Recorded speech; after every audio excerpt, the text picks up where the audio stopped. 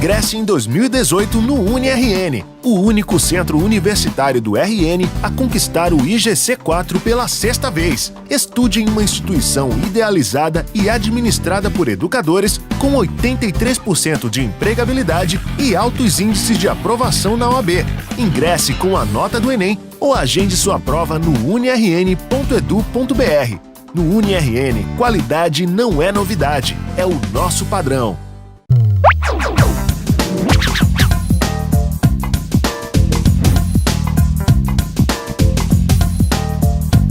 Essa questão trata do entendimento de um texto através de recursos verbais e não verbais na geração do seu sentido. Vamos ao enunciado. De qual lado você vai ficar? #desmatamento0.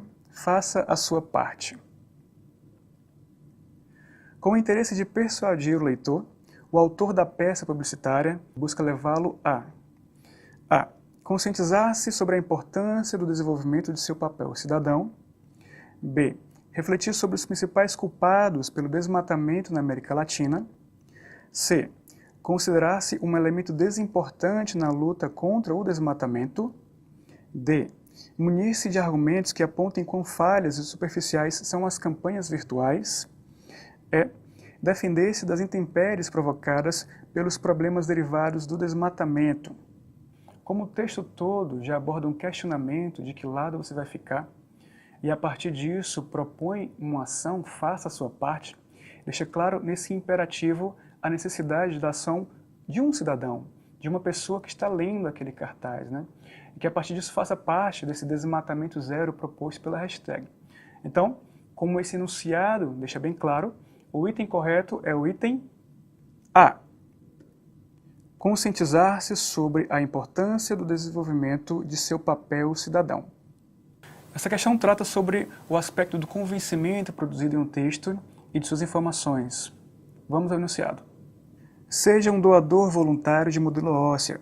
Doe medula, doe vida. A cura pode estar em você. Como se tornar um doador? Ter entre 18 e 54 anos, estar em bom estado geral de saúde e comparecer ao local de cadastro portando um documento com foto, RG ou CNH. Preencher um formulário com informações pessoais. Coletar uma pequena quantidade de sangue, 5 a 10 ml, para a realização de testes para identificar suas características genéticas. Seus dados serão incluídos no Registro Nacional de Doadores de Medula Óssea, onde serão cruzados com os pacientes que precisam de transplante. Se a compatibilidade for confirmada, você será consultado para confirmar a doação e seu estado de saúde atual será avaliado. Para o doador, a doação será apenas um incômodo passageiro. Para o doente, será a diferença entre a vida e a morte. Atualmente, o Brasil registra cerca de 10 mil novos casos de leucemia, doença que na maioria das vezes somente pode ser vencida por meio de transplante.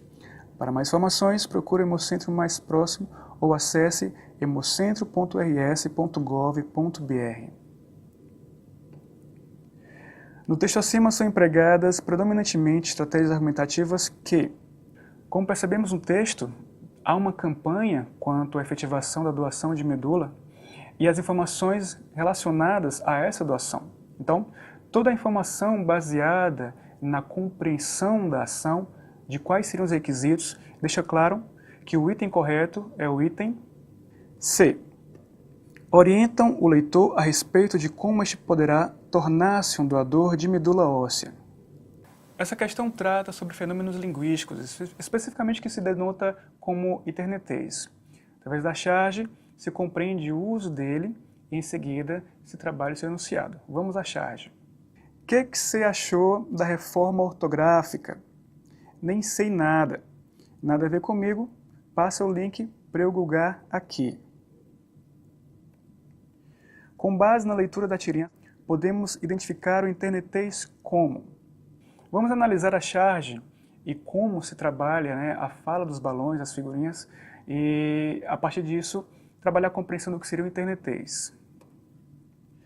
É importante que nós entendamos, né, que esse processo, essa variação linguística, é usado num contexto de dinamicidade.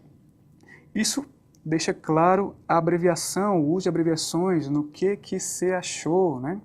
Então, fica bem claro, né, esses processos de contração certas palavras, ou mesmo a definição de palavras apenas por um sinal gráfico, no caso por apenas sua consoante. Além disso, a supressão, né, de vogais, no caso do comigo aqui, e também a ideia do estrangeirismo, né, o verbo gulgar, apenas trabalhado aqui como guga, né. É importante que isso seja colocado como algo necessário, ou mesmo bastante utilizado no processo dinâmico do uso da internet, em bate-papos, em redes sociais, em messengers instantâneos. Então, por conta disso, vamos ler os itens enunciados. A. Uma variação linguística que se caracteriza pelo uso de palavras abreviadas em ritmo dinâmico. B. Um modelo de comunicação que utiliza de forma proficiente as regras de pontuação e acentuações convencionais. C. Uma variação linguística típica do universo virtual que defende a obediência aos cânones gramaticais. D. Um modelo de comunicação típico do público senil que valoriza os aspectos normativos da língua. E. Uma variação linguística que evita o diálogo com o universo da oralidade e da gramaticalidade da língua. É bem claro que não há nenhuma ação senil, muito menos uma proficiência quanto às regras gramaticais, né? A abordagem colocada na figura deixa claro apenas o dinamismo, né? A facilidade e a rapidez no processo da escrita, da interação verbal em um meio virtual. Portanto, o item correto é o item A. Uma variação linguística que se caracteriza pelo uso de palavras abreviadas e ritmo dinâmico. Essa questão fala sobre o uso social da língua e das variações linguísticas claras em nosso contexto social. Vamos ao enunciado. Eu queria mudar. Eu queria mudar, eu queria mudar, eu queria mudar. O meu mundo me ensinou a ser assim, fazer a correria, os cana vinham atrás de mim. Aprendi a ser esperto, aprendi a meter fita. No meio da malandragem solto fumaça.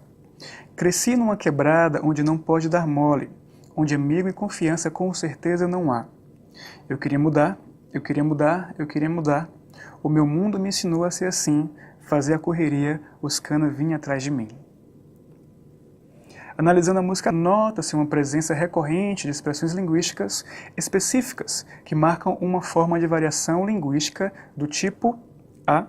Sociocultural, B. Regional, C. Temporal, D. Acadêmica, E. Profissional. Para entendermos qual variação linguística utilizada no texto, é importante que nós possamos analisar também alguns enunciados e algumas frases contidas nessa estrofe. Vamos à análise desse texto. É importante lembrarmos que o uso de algumas expressões orais são bastante comuns, como, no caso, aprendi a meter fita, né? Além disso, não pode dar mole e fazer a correria, bem como os cana. Esse tipo de expressão deixa claro que há toda uma variação voltada para um contexto sociocultural específico, né? Utilizado por grupos sociais também específicos nesse contexto. Portanto, o item correto é o item A. Variação linguística do tipo sociocultural. Essa questão vai desenvolver uma abordagem acerca de gêneros textuais, bem como sua estrutura, sua situação iniciativa e a linguagem utilizada na produção do seu texto. Vamos ao enunciado. Alguém para amar. Lembranças espessas de uma infância curiosa, das descobertas sexuais na adolescência, da maternidade e finalmente da velhice, se reúnem no novo romance de Alice McDermott. A obra conta a história de uma mulher admirável. Marie Comerford observa uma Nova York pré-depressão da varanda de sua casa no Brooklyn e relembra momentos marcantes de sua vida, como sua primeira desilusão amorosa e o trabalho com um anjo consolador de uma funerária.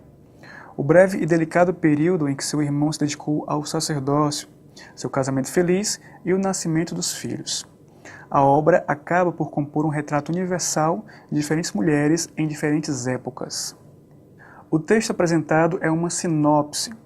Trata-se de um relato breve com uma visão geral, um golpe de vista lançado sobre um determinado objeto. Em alguns casos, funciona como um convite a uma obra de arte ou objeto cultural, como livro, disco ou filme. No texto em questão, tal convite se dá por meio do uso de uma linguagem Podemos perceber que, durante toda a sinopse observada, uma linguagem formal baseada no uso da norma padrão da língua portuguesa, uma vez que não há um depreendimento a um público específico, né? O público é bem amplo, é bem geral. E se deixa bem claro qual a informatividade quanto à narrativa, quanto à história, quanto a toda a informação que pode causar interesse ao leitor quanto àquela obra. Portanto, na compreensão dessa linguagem, o item correto é o item C, formal, com adequadas palavras e construções sintáticas. Essa questão trata dos gêneros textuais em meio virtual. Vamos ao seu enunciado. Novos gêneros textuais no espaço virtual. Um fato interessante a registrar é que o mundo digital vem recriando um grande acervo de gêneros textuais, numa profusão que muitas vezes não permite ainda definições completas. Contudo, alguns princípios universais aos textos podem ser destacados. Os gêneros textuais, mesmo digitais, continuam a ser definidos a partir de certos elementos fixos. Em decorrência do exposto anteriormente, a questão do formato, ou seja, da silhueta do texto, é comumente marca distintiva. Pensemos no exemplo do e-mail, que mantém as marcas de silhueta da carta tradicional, da despedida e da identificação do remetente. É ilusório tomar o espaço virtual por informal. Como em todo o resto, há níveis distintos de formalidade e informalidade em seu meio. Muitos desses gêneros textuais virtuais apresentam hibridismo entre traços característicos de fala e de escrita, o que se manifesta mais claramente em gêneros mais informais desse meio. Esse último apontamento não é, em verdade, privativo do mundo virtual. Segundo o professor Luiz Antônio Marcucci, uma das maiores autoridades nos temas texto e textualidade, escrita e fala não são dois planos opostos, mas sim complementares, formando entre si um contínuo que vai desde o polo mais oralizado até o mais grafado, passando por vários pontos intermediários bastante presentes em nosso cotidiano. Logo, o ocorrido no espaço virtual é uma continuidade disso. Acerca da leitura do texto, refletindo os novos gêneros textuais no espaço virtual, pode-se inferir que é importante que compreendamos qual seria a ação, né, de um texto e sua diferença num contexto de escrita, de produção física e virtual.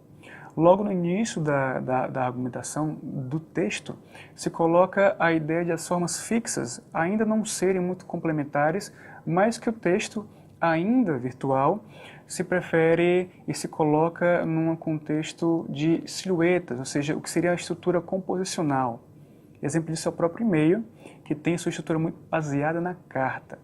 Então, essa ação da produção no meio virtual e no meio real são comparadas e, a partir disso, se coloca essa construção como algo que não deve ser visto de maneira apenas informal, né? Mas que tem seus níveis de formalidade a depender da produção de escrita.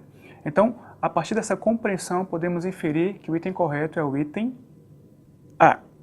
Nos textos virtuais que apresentam hibridismo entre traços de fala e de escrita, pode não haver obediência total à norma padrão da língua.